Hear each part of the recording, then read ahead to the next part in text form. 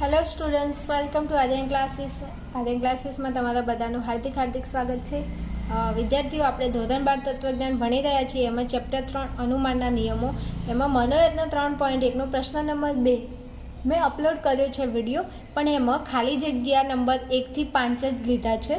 આજે આપણે ખાલી જગ્યાઓ જે 6 થી 10 આપેલી છે, ટોટલ પ્રશ્ન નંબર 2માં 10 ખાલી જગ્યાઓ આપેલી છે. એમાં 1 થી 5 અપલોડ થઈ ગયો છે વિડીયો. પાર્ટ 1 જોઈ લેજો અને આ એનો પાર્ટ 2 છે. તો આજે આપણે પ્રશ્ન નંબર 2નો પાર્ટ 2 જોવાના છીએ. 6 થી 10 ખાલી જગ્યા. ઓકે, ચલો. અહીંયા 6થા નંબરની તમને અહીંયા ખાલી જગ્યા આપેલી છે. હવે તમારે આની અંદર જે અનુમાનનું રૂપ છે એ રૂપ લખવાનું છે અને અહીંયા જે ખાલી જગ્યા છે તે ખાલી જગ્યા પૂરવાની છે. હવે આપણે અહીંયા આજે તમને સાનાપતિ નિદર્શન આપેલું છે, તો તમને જોઈને તરત કેવી રીતે ખબર પડે કે અહીંયા જવાબ શું આવે? તો જ્યારે પણ તમને આવી ખાલી જગ્યા પૂછાય ત્યારે તમારે જોવાનું કે આની અંદર સર્વોપરી કારક કોણ છે. તો અહીંયા જુઓ, શરતી છે, અહીંયા વિકલ્પન છે અને વિકલ્પન છે. તો તમે અનુમાનના 8 નિયમો એમાંથી કયો એવો નિયમ છે જેમાં 2 વખત વિકલ્પન આવતું હોય અને ઉપર શરતી આવતું હોય? તો આપણને એક નિયમ મને યાદ આવે છે, જે હું અહીંયા લખું છું કે સીડી. જો સીડીનો નિયમ તમને યાદ હોય વિદ્યાર્થીઓ, તો એનું કંઈક એવું રૂપ થાય છે કે પી શરતી ક્યુ, આર શરતી એસ, પી વિકલ્પન આર, તેથી ક્યુ વિકલ્પન એસ. આવું આપણું સીડીનું રૂપ થાય છે. જુઓ તો હવે આની અંદર જો ઉપર શરતી શરતી, વિકલ્પન વિકલ્પન, તો એ એવું કંઈક આપેલું છે વિકલ્પન વિકલ્પન. તો આ વિકલ્પન વિકલ્પન છે, ઉપર શરતી છે, ઉપર શરતી છે, તો વચ્ચે શરતી આવે? તો કે હા આવે. વચ્ચે હવે શરતી આવે કે ન આવે? તો કે આવે, 100% આવે. હવે આની અંદર તમારે ખાલી જગ્યા પૂરવાની છે. તો ખાલી જગ્યાનો જવાબ મારે લાવો ક્યાંથી? તો કંઈ નહીં, આ રૂપમાંથી જવાબ આવશે. જો રૂપ આવડતું હોય તો અહીંયા જવાબ આવડે. જો આ છેલ્લા નંબરનું વિધાન ક્યુ વિકલ્પન એસ, તો આ ક્યુ, આ છેલ્લું 4થા નંબરનું વિધાન, આ જો આ 1 નંબરનું વિધાન, આ 2જા નંબરનું વિધાન, આ 3જા નંબરનું અને આ 4થા નંબરનું. આપણને ખાલી જગ્યા ક્યાં આપી છે? તો 2જા નંબરે. તો 2જા નંબરે ખાલી જગ્યા આપી છે. જો આ 2જા નંબરની ખાલી જગ્યા છે. રેડી? હવે 2જા નંબરની ખાલી જગ્યામાં પહેલું વિધાન કોણ છે? તો કે આર વિધાન છે, આર. બીજા નંબરે એસ છે. તો સૌથી પહેલાં આપણે અહીંયા આર લાવવો પડશે. આર ક્યાં છે? તો કે આર, 3જા નંબરનું છેલ્લું વિધાન આ બાજુ. તો આપણે જો 3જા નંબરનું આ વિધાન છે, એમાં છેલ્લું આ વિધાન છે એ આપણો આર છે. દેખાય છે? આપણને 2જા નંબરની ખાલી જગ્યા કીધી, આ રહી 2જા નંબરની ખાલી જગ્યા. એમાં રૂપમાં પહેલાં કોણ આવે છે? તો કે આર આવે છે. તો આ આર આખા રૂપમાં બીજી કઈ જગ્યાએ છે? તો કે આ રહ્યો 3જા નંબરના વિધાનમાં. તો આ 3જા નંબરનું વિધાન, એમાં આ આપણો આર. તો આ વિધાનને બેઠું અહીંયા મૂકી દઈશું. તો અહીંયા લખશું આપણે કૌંસમાં ઈ સમુચય એફ કૌંસ પૂરો. આ આપણું આ જ વિધાન હતું. હવે બીજું અહીંયા કયું વિધાન જોશે? અહીંયા કયું વિધાન? તો આર પછી શરતી છે, તો શરતી મૂક્યું. પછી કોણ છે? એસ છે. તો એસ આપણને આ આખા રૂપમાં બીજી કઈ જગ્યાએ જોવા મળે છે? તો કે 4થા નંબરના છેલ્લા વિધાનમાં. તો આ 4થા નંબરનું આ છેલ્લું વિધાન. તો આ આપણું શું છે? એસ છે. તો આને ઉપાડીને અહીંયા મૂકી દો. બસ. આ ગોખવાનું ક્યાં આવે? આ તો આપણે સમજવાનું આવે. તો અહીંયા મૂકી દઈશું કૌંસમાં જી વિકલ્પન એચ. આવી ગયો જવાબ. કેટલું સહેલું છે. આ સીડી છે, સીડીનું રૂપ છે. રૂપના આધારે તમારે ખાલી જગ્યા પૂરવાની છે. રૂપ આવડે તો ખાલી જગ્યા આવડે, રૂપ આવડે તો પાછળના બધા દાખલા આવડે. પહેલો, બીજો, ત્રીજો, ચોથો, 4 આવડે. રેડી? ચલો હવે 7મા નંબરમાં આવો. ચલો 7મા નંબરની અંદર તમે જુઓ તો અહીંયા તમને ખાલી જગ્યા આપેલી છે. તો અહીંયા ખાલી જગ્યા તો આપી દીધી છે, પણ તમને સર્વોપરી કારક તરીકે કોણ આપેલું છે જુઓ તો જો આ એક વિધાન, આ બીજું વિધાન, વચ્ચે જે કારક કયું છે? તો કે સમુચય કારક છે. હવે સમુચય કારક હોય અને અહીંયા તમને વિધાન નિષ્પન્ન કરવામાં ખાલી જગ્યા આપેલી છે, તો સમુચય કારક હોય એવો અનુમાનનો કયો નિયમ? તો મને તો યાદ છે. તમને યાદ છે કે નહીં? મને તો યાદ છે, સિમ્પનો નિયમ. અને સિમ્પનું રૂપ શું થાય? તો કે પી સમુચય ક્યુ, તેથી પી અથવા તો ક્યુ. તમારે બંનેમાંથી જેની જરૂર હોય એ તમે અહીંયા લખી શકો. મોટા ભાગે પી. ચલો હવે અહીંયા જુઓ તો એક જ મિનિટ. હા ઓકે. ચલો હવે પી સમુચય ક્યુ. પી એટલે આપણું આ આખું વિધાન, આ કૌંસમાં દેખાય છે ને, આ આખું વિધાન પી વિધાન. પછી સમુચય, સમુચયનો સમુચય, આ આપણું ક્યુ વિધાન. એમાંથી તમે પીને નિષ્પન્ન કરી શકો, ક્યુને નિષ્પન્ન કરી શકો. તો આપણે પીને નિષ્પન્ન કરીશું. તો અહીંયા લખી શકીએ. આ વિધાન આખું આપણે કયું વિધાન છે? તો કે આ આખું વિધાન એ આપણું પી વિધાન છે. તો આપણે પી વિધાનનું નિષ્પન્ન કરીએ તો મોટો કૌંસ, એમાં નાનો કૌંસ, પછી એચ, પછી વિકલ્પન, એફ કૌંસ પૂરો, શરતી, જે કૌંસ પૂરો. આ આપણો જવાબ ક્યાંથી લાવ્યો આપણે? તો કે ઉપરના વિધાનમાંથી લાવ્યો. બીજું વિદ્યાર્થીઓ, તમે અહીંયા કૌંસ નહીં કરો તો ચાલશે. આ મોટો કૌંસ નહીં કરો તો ચાલશે, કારણ કે એક જ વિધાન છે ને એટલે મોટો કૌંસ ના કરો તો ચાલશે, પણ મારથી લખાઈ ગયું છે. ઓકે, તમે ના કરતા મોટો કૌંસ. ઓકે, ચાલો હવે 8મા નંબરમાં આવો. દાખલામાં ખબર તો પડે છે ને? હા, એમ શાંતિ સમજાવું છું, ઉતાવળ કરતી નથી. ચલો હવે અહીંયા આપણે 8મા નંબરમાં આવી ગયા છે. હવે 8મા નંબરમાં પહેલું વિધાન આપેલું છે, બીજું વિધાનમાં ખાલી જગ્યા છે, ત્રીજું વિધાન આપેલું છે. હવે જ્યારે પણ ખાલી જગ્યા પૂરી હોય એટલે પહેલાં સર્વોપદી કારક ઉપર નજર કરવાની. જો અહીંયા શરતી છે ને, અહીંયા કોણ છે? અહીંયા શરતી છે. ખાલી જગ્યા ક્યાં છે? વચ્ચે. તો હવે ડબલ શરતી આવતા હોય, શું ડબલ શરતી આવતા હોય વચ્ચે ખાલી જગ્યા છે, તો એવો અનુમાનનો કયો નિયમ છે? તો મને ખબર છે, તમને ખબર છે? ના ખબર હોય તો હું અહીંયા લખું છું, ધ્યાન આપજો. એચએસનો નિયમ છે અનુમાનનો, અને આ એચએસનો નિયમ છે એનું રૂપ થાય છે પી શરતી ક્યુ, ક્યુ શરતી આર, તેથી પી શરતીને આર. ઓકે, આ એચએસનો નિયમ છે, અને આ નિયમના આધારે, આ રૂપના આધારે અહીંયા તમને ખાલી જગ્યા પૂરવાની છે. જો તમને રૂપ આવડે તો ખાલી જગ્યા આવડે. પહેલું વિધાન એટલે આપણું પી શરતી ક્યુ, બીજું વિધાનમાં ખાલી જગ્યા છે, ત્રીજા વિધાનમાં પી શરતી આર છે. તો આ આપણું પી શરતી આર. રેડી? હવે પણ ખાલી જગ્યા ક્યાં છે? વચ્ચે. તો અહીંયા વચ્ચે એરો મારો. હવે વચ્ચે રૂપમાં આવે છે કોણ? તો કે ક્યુ અને આર. હવે ક્યુ ઉપરના બંનેમાંથી ક્યુ ક્યાં છે? તો કે આ રહ્યો ક્યુ, અને આપણે આરની જરૂર છે. આર ક્યાં છે? તો ત્રીજા વિધાનમાં આ રહ્યું. તો આ ક્યુને ઉપાડીને અહીંયા મૂકો અને આ આરને ઉપાડીને અહીંયા મૂકો, થઈ જાય આપણો જવાબ. ચલો આ ક્યુ વિધાન, અહીંયા પહેલું વિધાન કયું આવશે? તો કે અહીંયા જો આ ક્યુ છે એ પહેલાં આવે છે, તો આપણે અહીંયા ક્યુને લાવવું પડશે. ક્યુ ક્યાં છે?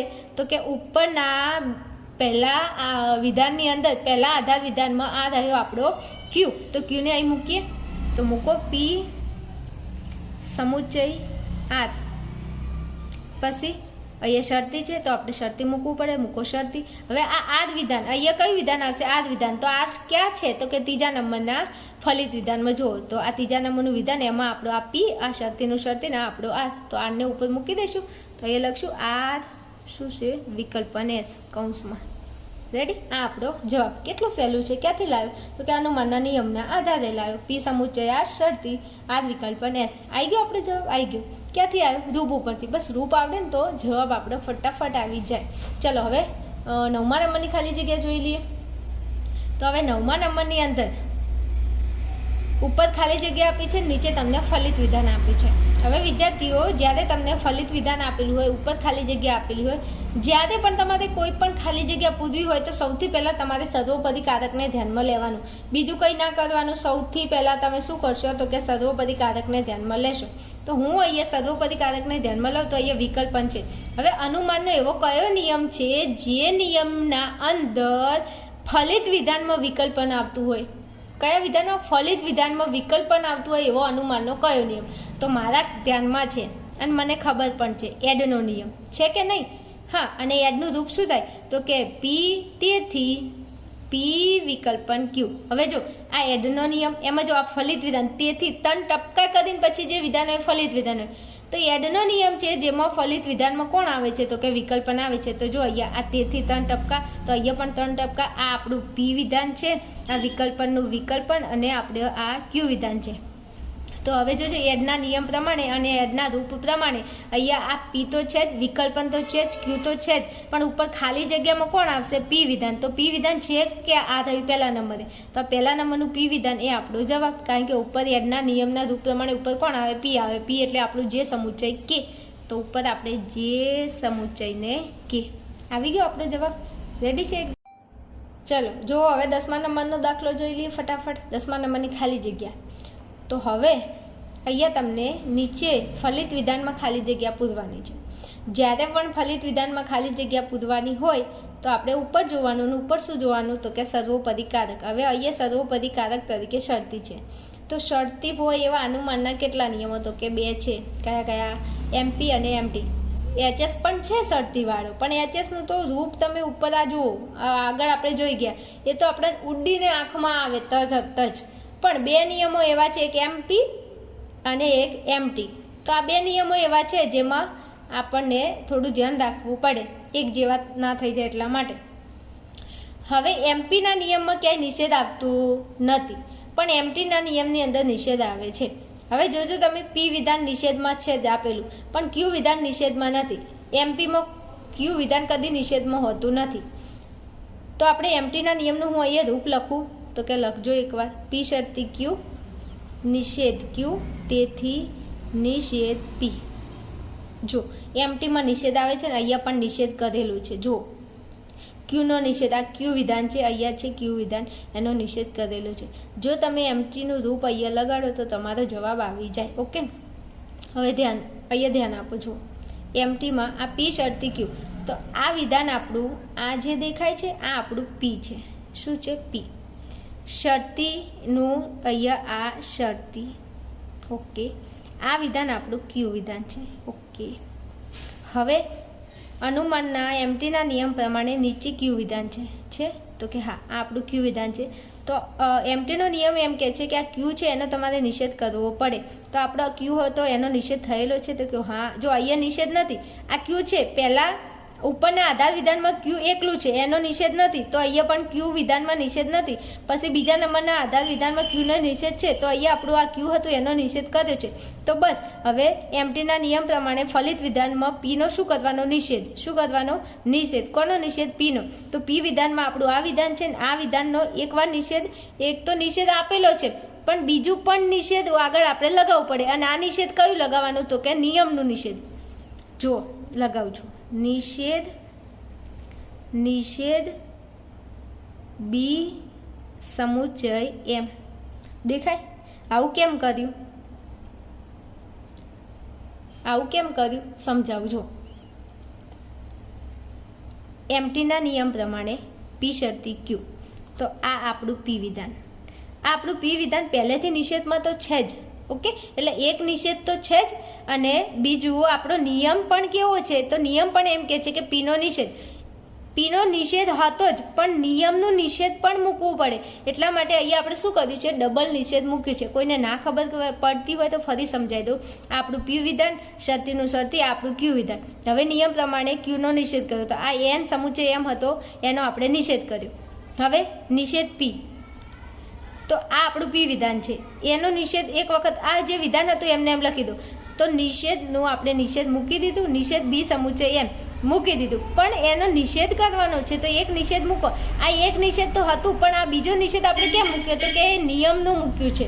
હમણાં જો કદાચ આપણો ક્યુ વિધાન પહેલેથી નિષેધમાં આપેલું હોત અને પછી એને આપણે નીચે નિષ્પન્ન કર્યું હોત તો એક નિષેધ તો અહીંયા હતો જ, અને બીજો નિષેધ એનો નિયમનો. પણ અહીંયા આપણે નિષેધમાં નથી, પણ આ વિધાન આપણું નિષેધમાં છે તો એનો ડબલ નિષેધ કર્યો. કેમ? એક નિષેધ તો હતો જ ક્યુ વિધાનનો અને બીજો એનો નિયમનો નિષેધ કર્યો. ઓકે, ઘણા બધા વિદ્યાર્થીઓને આટલે જ તકલીફ પડે છે કે આ ડબલ નિષેધ કેમ કર્યું? તો ડબલ નિષેધ, એક નિષેધ તો હતું જ અહીંયા પી વિધાન નિષેધમાં હતું પહેલેથી, અને પછી એનો નિયમનો નિષેધ કર્યો. રેડી? સમજાય છે? એકદમ સહેલું છે વિદ્યાર્થીઓ. થોડું વ્યવસ્થિત ખાલી રૂપો આવડે ને તો જવાબ ફટાફટ આવી જશે. ઓકે, ચાલો વિદ્યાર્થીઓ, આપણા ચેનલની અંદર મનોરત્ન 3.1નો પ્રશ્ન નંબર 1, 2 પ્રશ્ન નંબર 2 આખો અપલોડ કરી દીધો છે. પ્રશ્ન નંબર 3 હજુ હું અપલોડ કરું જ છું. અમુક દાખલા અપલોડ કર્યા છે, અમુક બાકી છે, જે આવી જશે. અને પ્રશ્ન નંબર 4 તો કન્ટિન્યુઅસ છે. રોજે રોજ આપણે 1-2 દાખલા અપલોડ કરીએ છીએ. તો તમે તમારી અનુકૂળતાને ધ્યાનમાં રાખીને દરેકે દરેક વિડીયો જોઈ અને દાખલાને સોલ્વ કરી લેજો, શીખી લેજો. આ ચેપ્ટર 12 માર્ક્સનું છે. 12 માર્ક્સમાંથી એક પણ માર્ક્સ તમારો કટ ના થાય એટલા માટે ચેપ્ટરને વ્યવસ્થિત ભણી લેજો. ઓકે, આપણે મળીશું આગળના નેક્સ્ટ વિડીયોમાં. ત્યાં સુધી ચેનલને સબસ્ક્રાઇબ કરી લેજો અને વિડીયોને લાઇક શેર પણ કરી નાખજો. ઓકે.